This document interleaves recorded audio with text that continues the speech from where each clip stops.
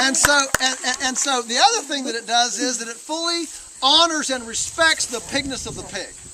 And I think fundamentally, if we could come to the crux of the difference between the wise tradition idea, the Weston A. Price idea, and the industrial idea, it is this, that there is a sacredness to respecting and honoring the place of life.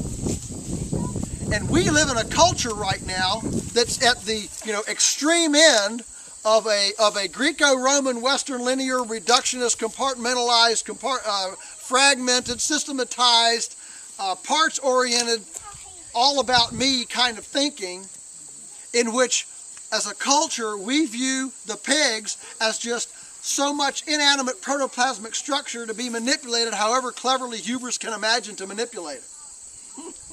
And I would suggest that a culture that views its life in that kind of disrespectful, arrogant, manipulative fashion will view its citizens the same way. Mm-hmm. And that is why now you don't own yourself. And why now the FDA has joined the USDA in saying categorically, you don't have a right to decide to choose what to feed your 3 trillion member community, because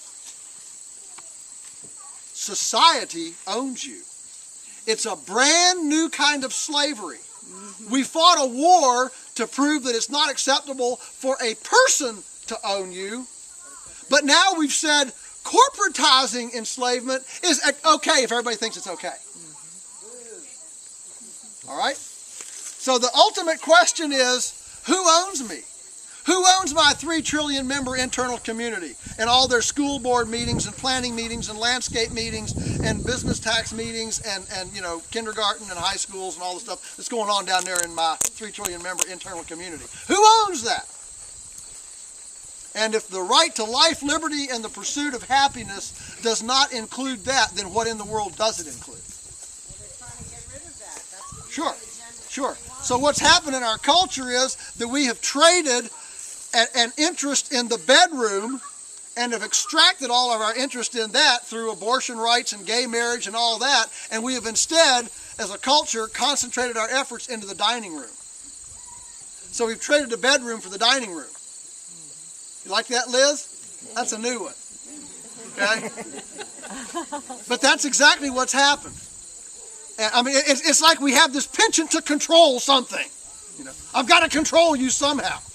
But we can't just release the grasp on people's necks. We've got to, we were grasping other things, and now we're grasping their stomach. So that's where we are. But that's what the Pigaerator is. And then when the pigs are done with it, then of course we bring all this aerated compost out, and that then goes on the fields at the appropriate time and feeds the mycorrhizae and the azotobacter, the actinomycetes, the gymmerillins, and all that, and then help them to more efficiently metabolize solar energy into biomass, which can either be consumed by the herbivore and transmuted to great nutrients or stored for winter feeding to go back through and complete the cycle. This is absolutely the heart and soul of Polyface, is this nutrient cycling.